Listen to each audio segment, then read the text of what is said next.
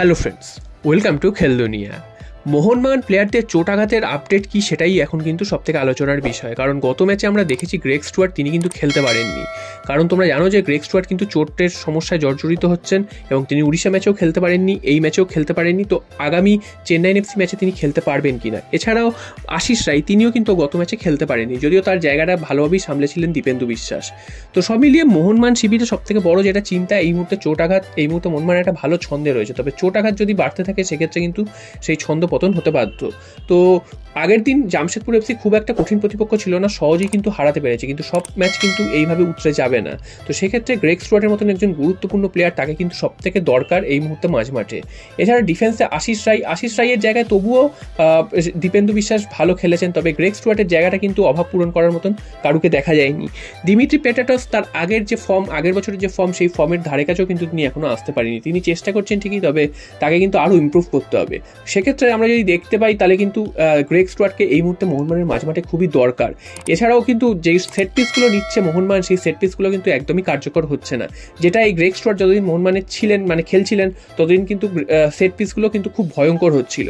তো সেদিক থেকে দেখতে গেলে গ্রেগ স্টুয়ার্টের অবদান মোহনবাগান টিমে কিন্তু অনস্বীকার্য। তো সেদিক থেকে গ্রেগ স্টুয়ার্টের ফিরে আসাটা অনেকটাই গুরুত্বপূর্ণ আগামী ম্যাচগুলোতে। তো এবার প্রশ্ন হচ্ছে গ্রেগ স্টুয়ার্ট কবে ফিরবেন। আমরা এর আগের দিনই প্রেডিকশন করছিলাম যে তিনি জামশেদপুর ম্যাচে ফিরতে পারবেন কিনা। তো তার চোট আস্তে আস্তে সেরে উঠছে, সেরকমটাই কিন্তু খবর ছিল, তবে শেষ পর্যন্ত জামশেদপুর এফসি ম্যাচে তিনি খেলতে পারেননি।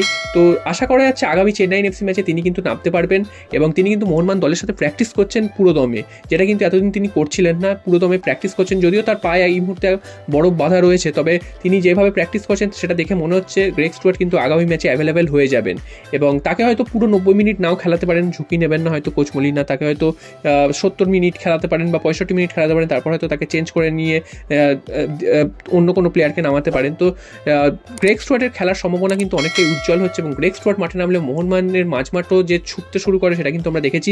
এছাড়াও দিমিত্রি পেটাটস তিনি কিন্তু জেমি ম্যাকলারেনের উদ্দেশ্যে খুব একটা বল বাড়াতে পারছেন না, যেটা এতদিন গ্রেগ স্টুয়ার্ট তিনি কিন্তু করে যাচ্ছিলেন। তো গ্রেগ স্টুয়ার্ট নামলে জেমি ম্যাকলারেনেরও খেলার অনেকটা স্পেস তৈরি হয় এবং তিনিও কিন্তু ফ্রিভাবে খেলতে পারেন, নাহলে কিন্তু তার কাছে কিন্তু কোনো বলই যায় না, আমরা দেখেছি।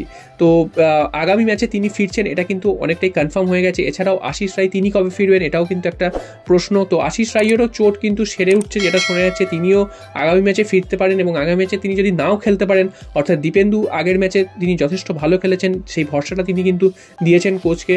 তো আশিস রায়কে হয়তো আরেকটু বিশ্রাম দিলেও দিতে পারে, সেই জায়গায় দীপেন্দু যদি উতরে দিতে পারে, আগের ম্যাচটা যেভাবে খেলেছে এই ম্যাচটাও যদি সেইভাবে উতরে দিতে পারে, তাহলে তার উপর কিন্তু ভরসা বাড়বে কোচের। তো দেখা যাক শেষ পর্যন্ত আশিস রায় খেলবেন কি খেলবেন না এখনও কিন্তু কনফার্ম হয়নি, তবে আগামী ম্যাচে অর্থাৎ চেন্নাই এফসি ম্যাচে আগামী 30 তারিখ গ্রেগ স্টুয়ার্ট যে মাঠে নামবেন সেটা কিন্তু এক প্রকার বলাই যায়।